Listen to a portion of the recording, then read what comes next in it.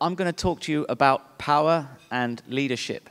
This is the face of the rise to power. But this is the real Obama, not necessarily just the charismatic speaker. He's a very cautious man. And as I did this picture, I looked on his desk and I noticed he had a self-help book called Be Quiet, Be Heard: How to Raise Delicate Issues with an Opponent and Still Find Common Ground. Essentially, how to compromise. And I thought that was very interesting because that's in a strong way has informed his presidency. So, once I'd done all the pictures of Obama, I was very honored to be invited to the White House to do Michelle Obama's first portrait as First Lady. And as I was doing this picture, I said to her, "Right, my love, I want your soul. Give it to me." And if you look at this picture, you see her eyebrow gently raise when I said that. There was silence in the room. And then I suddenly realized that I had done something terrible. And I'm an Englishman. I'm supposed to be good at tact. And I called her, I said, "I'm so sorry. I called you my love. And you're the First Lady. And I demanded your soul. Please forgive me." She stood up and she said, "Platon, when all is said and done, I'm just Michelle." Okay. I got into so much trouble over this picture, folks. Let's talk about it. This was the cover of Esquire magazine. It was his last official portrait as president. I was not the magazine's first choice of photographer back in those days. This was my first ever president, and it should have been my last. I was told, "You're going to love this guy. You can have a beer with him, hang out at a bar, and, talk about the world." He walked in the room, and within a second, I realized it's going to be one of the hardest, most intimidating shoots of my life. The first thing he did was pointed directly into my chest, and he said, "You better be photographing a guy who's happy and not some kind of snarler. Get it?" He insisted on performing the mask of politics. He wanted to smile in every picture, almost this goofy, clowny smile. I think he was paranoid that I was going to show him as a kind of a fallen president filled with regret.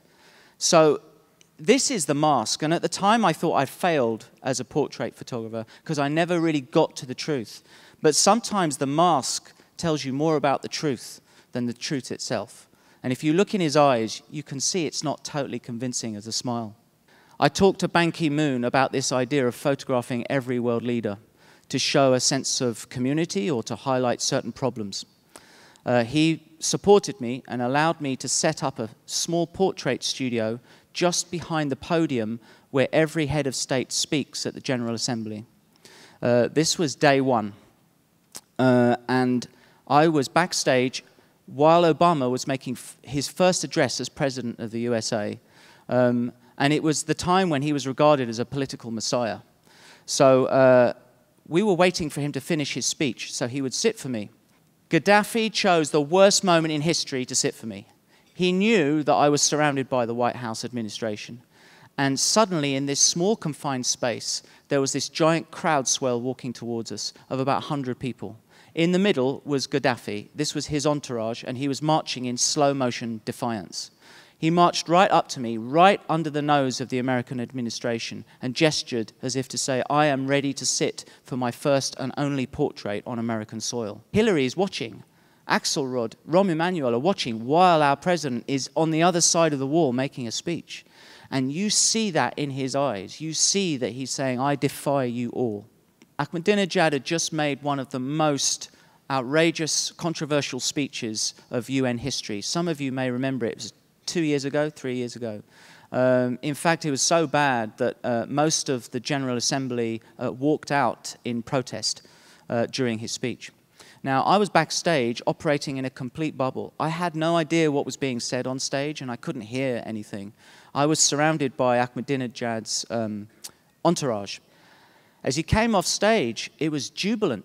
Everyone was patting him on the back, congratulating him on a great speech. You would never imagine what he was actually saying on stage. I gently pulled him from here to there, where my studio setup was, and the amazing thing is that he just followed. And as I pulled him, I also pulled the whole crowd of 100 people. He sat down and realized that this is a nightmare for him because he's posing for the most intimate portrait of his life.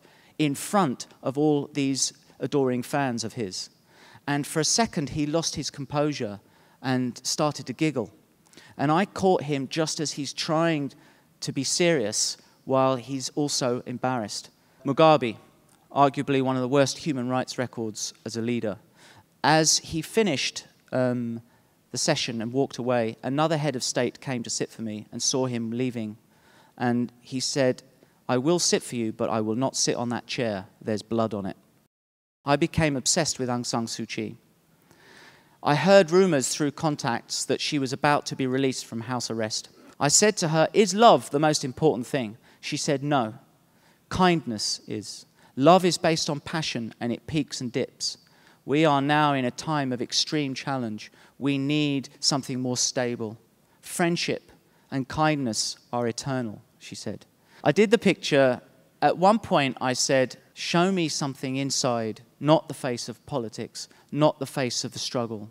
Show me your soul." Some of you may remember General Colin Powell went on the news on a program called Meet the Press, and he announced he's changing sides from the Republicans to the Democrats, and he's going to now endorse Obama. This was huge news. So the anchor said to him, "What made you change your mind?"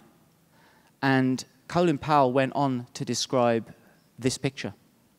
He said, "A photograph changed my mind." He said, "I've been to many John McCain rallies, and John McCain is a good man. He's a very dear friend of mine, and a man of great integrity. But," he said, "I've heard something disturbing. I've heard people chanting in the backgrounds, 'Obama is a Muslim, Obama is a Muslim.'" He said, "Firstly, Obama's not a Muslim.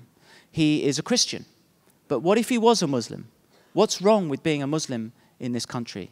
This is a free country. We're supposed to embrace everybody." He said, "I saw a picture of a lady who was a Muslim, who sacrificed her son for our country." She said, and he said, "That's the most patriotic thing anybody could do. And I would be proud to stand next to her as a fellow American. And she's a Muslim." This picture was in a magazine, he said, and it changed my mind because Obama hopefully is going to be more inclusive as a leader. Putting politics aside, this is about humanity. I went to Egypt, and during the revolution, I built a studio on Tahrir Square, and I photographed the revolution leaders.